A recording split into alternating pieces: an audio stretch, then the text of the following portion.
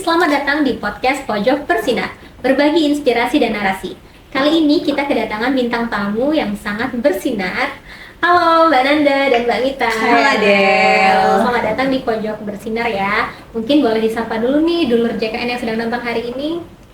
Halo dulur JKN, perkenalkan saya Nanda, petugas pemeriksa. Halo, saya Mita, staf administrasi pemeriksa. Oke, kali ini kita kedatangan dua petugas pemeriksa ya. Nah, kalau boleh tahu nih, apa aja sih Mbak tugas dari petugas pemeriksa itu?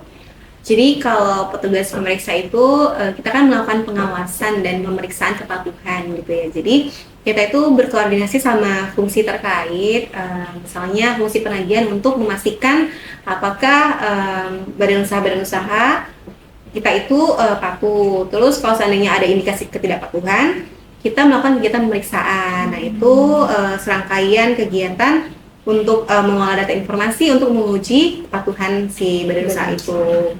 Kepatuhan ya. Iya. Untuk objek kepatuhannya itu ada apa aja Mbak? Kalau objek kepatuhan itu ada 3. Jadi ada kepatuhan pendaftaran peserta, ada kepatuhan penyampaian data, dan ada juga fokusnya di kita, tugas pemeriksa itu adalah kepatuhan pembayaran iuran. Berarti Mbak Nanda dan Mbak Mita ini lebih fokus ke kepatuhan pembayaran iuran. Iya, ya? betul. Oke.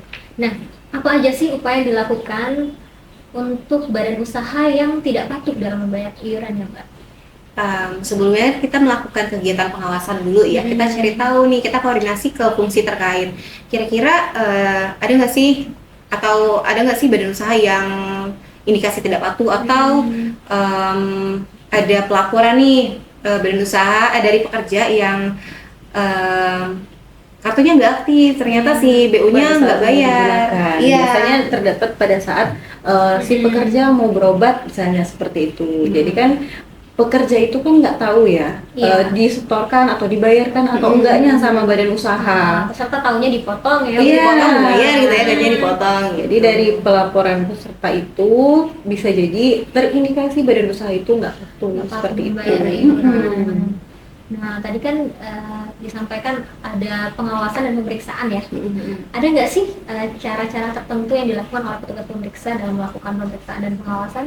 Iya, jadi kalau tata cara pemeriksaan sendiri itu ada 2 Del. Jadi kita ada pemeriksaan kantor sama pemeriksaan lapangan.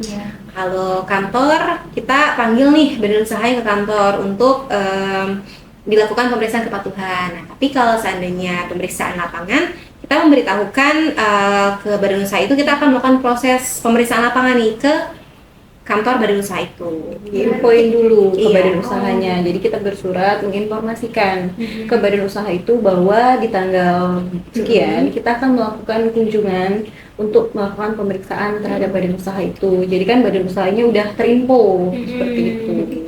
Udah terinfo ya, jadi nggak mendadak gitu. Iya, takutnya kan entah ada yang badan usahanya PIC-nya yang bisa kita ambil keterangan itu nggak di tempat, khawatirnya seperti itu. Jadi biar nggak sia-sia. Berarti sering ya kunjungan ke lapangan gitu ke badan usaha. Wih, sering. Ada nggak sih kayak apa ya pengalaman menarik gitu selama kunjungan ke lapangan? Wih, pasti ada ya. Banyak ya pasti pengalamannya.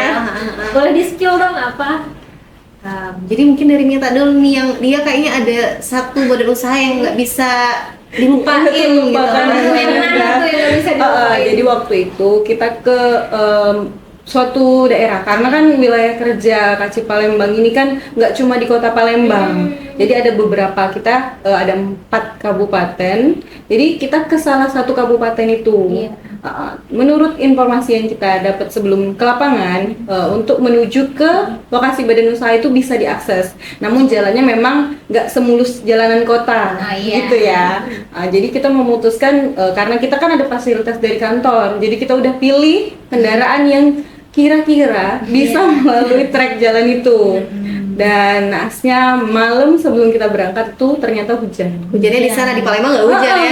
Jadi Di Palembang tuh nggak hujan. Jadi kita nggak expect kalau bakal susah perjalanan di sana. Sampailah mungkin ada 2 atau 3 desa lagi untuk capai ke lokasi itu, untuk sampai ke lokasi itu. Dan ternyata kita udah coba, kan kita nggak tahu kedalaman dari lubang itu sedalam apa. Nah, dites kan sama driver handle KC Palembang. Iya. Ternyata itu hampir sebetis, Wow, setinggi itu. hampir sebetis. Itu banjir ya? Genangan air ya, Genangan air. Karena lubang tadi ya? Iya. Ternyata kan udah sebetis itu, cobalah kan. Udah dicoba buat terabas. Ternyata daripada kita nggak bisa pulang, Iya. jadi memutuskan untuk mundur. Stop dulu nih, gimana nih cara ya, jadi kita tuh mikir, aduh gimana nih ya, kita udah jauh-jauh itu Iya. 3 jam dari kantor cabang Iya. ya, 3 jam dari kota. Nggak mau sia-sia. Iya, masa sih kita buang sia-sia. Akhirnya kita telepon lah nih, Kita coba iya. menghubungi Badan PIC usahanya. ataupun direktur badan usaha itu. Akhirnya? Berhubung direkturnya itu kan lagi di luar kota ya, ada acara, ada kegiatan lah. Jadi kita diminta untuk coba koordinasi sama PIC-nya. Alhamdulillah setelah negosiasi Akhirnya diputuskan, karena kan kalau mau katanya bisa dijemput aja, karena di sana nggak ada kendaraan umum, ojek nggak Iya, ada. Jadi kan desa ya. kalau mau banget deh.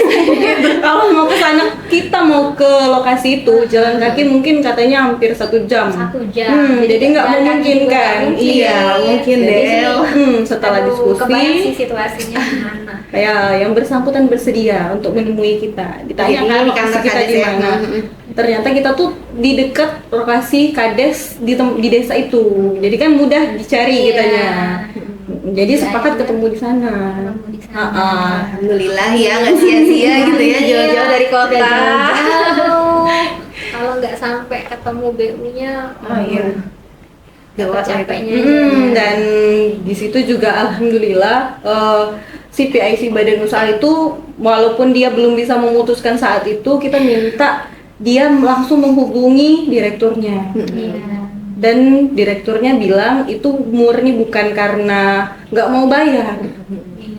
lupa karena banyak bisnis. Oh iya, saking Seperti banyaknya itu. bisnisnya jadi kelupaan ya. Ternyata ada satu PA itu yang belum dibayarkan, kelewat. Kelewat. Iya. Iya, jadi kan memang perlu ya kita reminder Iya. juga.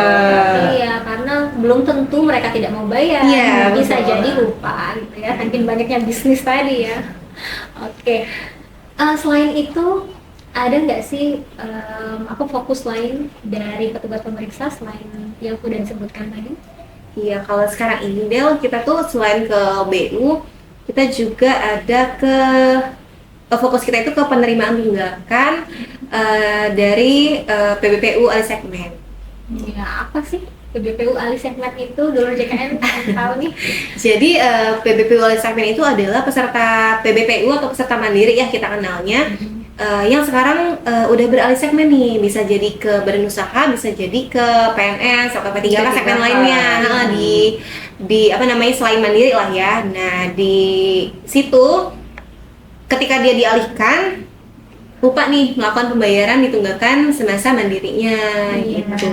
Jadi memang karena iya. statusnya udah aktif. Jadi kan atau ada juga yang berasumsi apa itu lunas ya?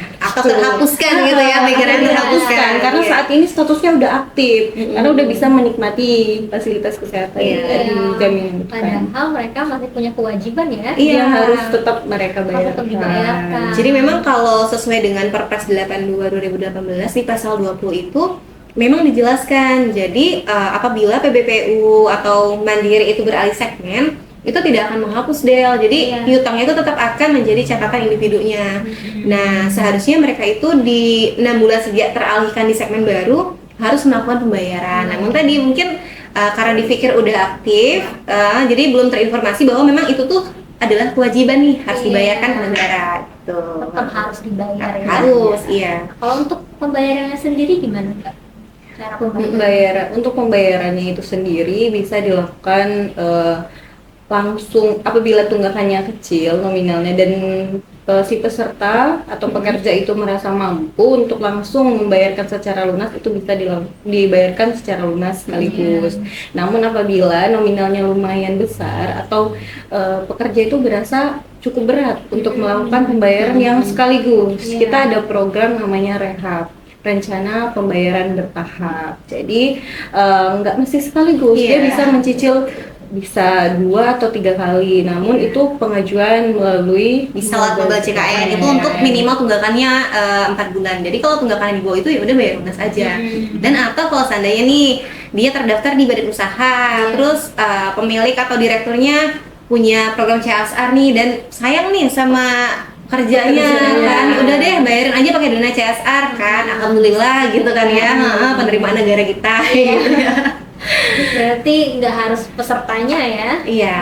Bisa juga dibayarkan oleh badan usaha, dan bisa juga kalau merasa belum mampu dan tunggakannya udah di atas 4 bulan bisa juga diikutkan program rehab ya. Bisa. Nah, sebenarnya BPJS Kesehatan udah sangat memfasilitasi, memberikan opsi solusi, gitu ya, solusi ke peserta-peserta. Mudah, cepat dan setara. Gitu. Mungkin terakhir ada pesan nggak sih untuk peserta kita mungkin yang menunggak atau untuk badan usaha di luar sana, mungkin banyak ya dari peserta dan badan usaha yang belum terinfo gitu. Iya. Kayak jadi sebenarnya dari kantor cabang kita sendiri, Del, kita beberapa bulan kebelakang itu ada upaya gitu ya, strategi. Jadi kan badan usaha itu adalah mitra kita. Iya. Jadi kita ada pembinaan ke badan usaha, sosialisasi gitu, minta bantuan. Di sosialisasi terkait dengan pekerja-pekerja mereka yang masih ada tunggakan di early segmen. Jadi selain informasi dari kita gitu ya, dari Teller Collecting, dari WL Blast, nah itu nanti PIC perusahaan atau direkturnya bisa memberikan informasi gitu kan. Jadi itu salah satu bentuk dukungan juga gitu ya dari mitra kita, badan usaha kita untuk menyampaikan bahwa memang pekerja-pekerja mereka itu ada tunggakan dan harus dilunasin. Dan untuk melunasinya pun nggak susah ya, bisa rehab ya, gitu. Seperti yang udah dijelaskan tadi ya. Jadi nanti buat peserta-peserta yang sekarang udah bekerja, terus sebelumnya adalah peserta mandiri, bisa dicek tuh di mobile JKN-nya, di info iuran ya, kira-kira ada tunggakan atau enggak. Kalau seandainya ada dan nominalnya kecil gitu ya, bisa dilunasi secara sekaligus. Tapi kalau seandainya nih terasa sedikit berat gitu ya, bisa mendaftar di rehab, rencana pembayaran bertahap. Ya, terima kasih banyak ya Mbak Nanda dan Mbak Mita untuk waktunya dan juga sudah berbagi inspirasi dan narasi bersama Dulur JKN hari ini. Baiklah Dulur JKN, itulah tadi perbincangan kita bersama bintang tamu yang sangat inspiratif. Sampai bertemu di episode selanjutnya. Salam JKN. Bye Dulur. Bye Dulur JKN.